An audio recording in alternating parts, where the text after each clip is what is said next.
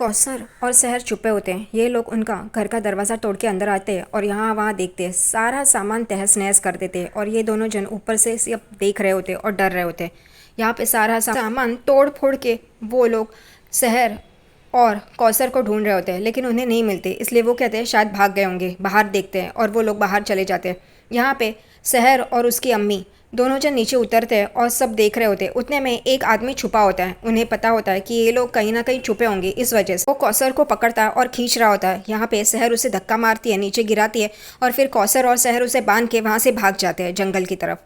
यहाँ पे वो आदमी चिल्ला रहा होता है, फिर वो अपने आप को छुड़ाता है और फ़ोन करता है कि ये दोनों जन जंगल की ओर भाग गए, पकड़ो उसे। दूसरी तरफ नियाजी मंजिल में माहिद अपने दादा हुजूर के आखिरी वक्त में उन्हें कंधा दे रहा होता है और वो आखिरी सफ़र के लिए निकल पड़ते हैं। यहाँ पे जंगल में सहर और कौसर भाग रहे होते हैं और पीछे वो लोग इन दोनों का पीछा कर रहे होते हैं। ये जी तोड़ भाग रहे होते हैं। दूसरी तरफ यहाँ पे माहिद अपने दादा हुजूर को कब्रिस्तान लेके जा रहे हैं और यहाँ पे वो लोग कहते हैं कि इन दोनों को पकड़ो, मारो मारो। वो 20 लोग होते हैं और ये बेचारी दोनों जन। यहाँ पे सहर और कौसर थक जाते हैं। कौसर कहते हैं अब हम नहीं चल सकते। सहर कहती है चलिए अम्मी, हमें नियाजी मंदिर तक जाना है, वहाँ जाने के बाद माहिद देख लेंगे।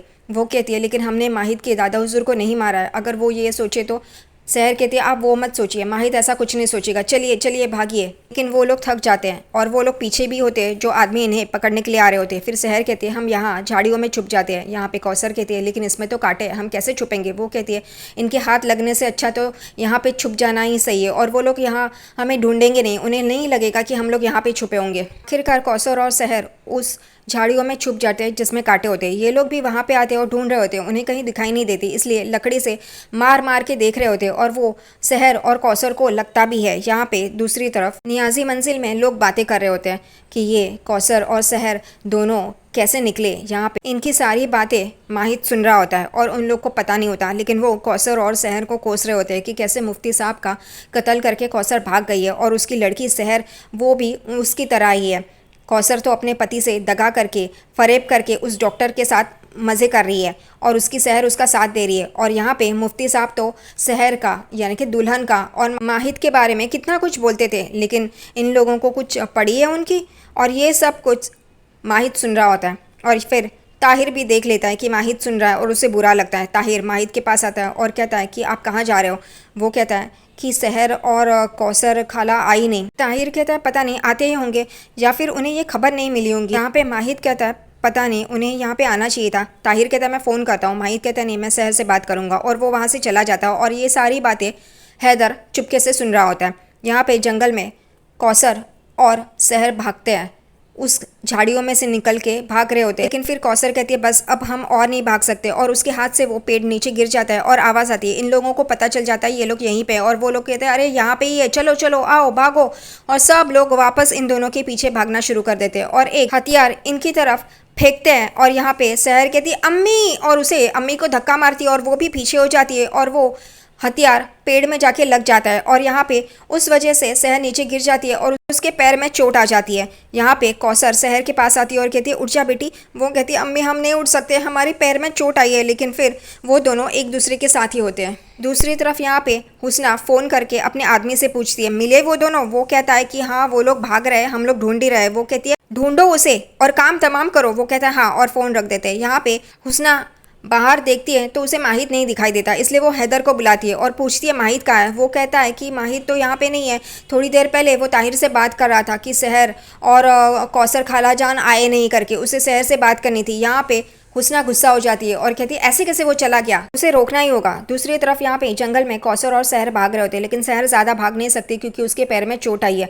वो एक जगह पे रुकती है। यहाँ पे कौसर कहती है चलो चलो। वो कहती है नहीं अम्मी हम नहीं भाग सकते, आप भागिए। यहाँ पे कौसर कहते हैं ऐसे कैसे हो सकता है, मैं तुम्हें छोड़ के नहीं जा सकती। वो कहती है अम्मी हमारी फिक्र मत कीजिए, आप भागिए। वो कहती है नहीं हम ऐसे नहीं कर सकते, हम तुम्हें यहाँ पे छोड़ के नहीं जा सकते। सहर कहती है अम्मी वो आपको ढूंढ रहे हैं, हमें नहीं, आप भागिए। थोड़ी दूरी पे आप जाएंगी तो नियाजियों का घर आ जाएगा और पीछे के दरवाजे से आप जाएंगी, वो खुला है तो आपको कोई भी देख नहीं पाएगा, आप आराम से वहाँ पे छुप सकती है। यहाँ पे कौसर कहती है मैं तुम्हें छोड़ के नहीं जाऊंगी। वो कहती है ऐसे मत कीजिए, हम यहाँ पे पेड़ पे चढ़ जाएंगे, आप मेरी फिक्र मत कीजिए। कौसर सहर को बोलती है तुम्हें पेड़ पे चढ़ना आता है। वो कहती है हाँ आता है। और वो पतंग के वक्त का वो वाकया याद करती है जब वो पतंग के लिए माहिद उसे कहता है कि आप पेड़ पे चढ़िए। तभी वो कहती है माहित ने हमें सिखाया है, शायद इसी वक्त के लिए हम सीखे होंगे। और फिर कौसर कहती है हमारे सामने चढ़ो। फिर वो कहती है ठीक है, और वो चढ़ने की कोशिश कर रही होती है। कौसर भी उसे चढ़ने में मदद कर रही होती है। यहाँ पे दोनों माँ बेटी एक दूसरे का हाथ चूमते, गले लगते हैं और फिर शहर चढ़ना शुरू कर देती है। यहाँ कौसर उसे चढ़ने में मदद कर रही होती है, नीचे से उसका पैर ऊपर ऊपर कर रही होती है ताकि वो आराम से चढ़ जाए। यहाँ पे वो धीरे धीरे चढ़ रही होती है। माहिद यहाँ से वहाँ, वहाँ से यहाँ कर रहा होता है और शहर के बारे में सोच रहा होता है। वो फ़ोन करने जा ही रहा होता है, उतने में वहाँ पे हुस्ना आती है और उसका फ़ोन छीन के फेंक देती है। यहाँ पे माहिद गुस्सा होता है और कहता है आपने हमारा फ़ोन कैसे फेंक दिया, आप ऐसे कैसे कर सकती है। वो कहती है कि तुम उस शहर को फ़ोन करे हो जिसकी अम्मी की वजह से हमारे अबू इस दुनिया में नहीं है। यहाँ पे माहिद बहुत गुस्सा हो जाता है और कहता है आप उन दोनों पे इल्ज़ाम लगा रही है। वो कहती है हम इल्ज़ाम नहीं लगा रहे हैं, हमें पता है कि ये कौसर नहीं किया है। माहिद कहता है नहीं, वो दोनों ऐसा नहीं कर सकते। यहाँ पे शहर पेड़ पे चढ़ जाती है और मुस्कुरा रही होती है कि अम्मी अब आप भागो, यहाँ से जाइए। वो कौसर उसे बहुत ही बुरी हालत में देख रही होती है, आंखों में से आंसू निकल रहे होते हैं, दोनों की हालत बहुत बुरी होती है। यहाँ पे शहर ऊपर से अपनी अम्मी को देख रही होती है। यहाँ पे कौसर भी अपने आँखों से जो आंसू निकल रहे हैं वो पोंछ के उसे देख रही होती है और वो दोनों एक दूसरे को देखते हैं। यहाँ पे कौसर जाने के लिए मुड़ती है और फिर रुकती है और वापस मुड़ती है शहर की ओर और उसे टाटा टाटा कर रही होती है। और शहर भी बहुत ही बुरी हालत में होती है, वो भी रो रो के अपनी अम्मी को टाटा कर रही है क्योंकि ये तो आखिरी वक्त है कौसर का। अब उसके बाद तो इस सीरियल में नहीं है, उसकी मौत हो जाती है। यही इन दोनों के आखिरी पल है, इस वजह से वो बहुत ही बुरी हालत में एक दूसरे को बाय कर रहे होते हैं। यहाँ पे दूसरी तरफ माहिद कहता है आप गलत इल्ज़ाम लगा रही है। तभी फूफी जान कहते हैं हम गलत इल्ज़ाम नहीं लगा रहे, तुम उस शहर से मोहब्बत करते हो, इस वजह से उसके साइड से बात कर रहे हो। ये मोहब्बत तुम्हारे सर पे चढ़ के बोल रही है। उस कौसर ने हमारे अब्बू को मारा है लेकिन फिर भी तुम उन्हीं का साइड ले रहे हो।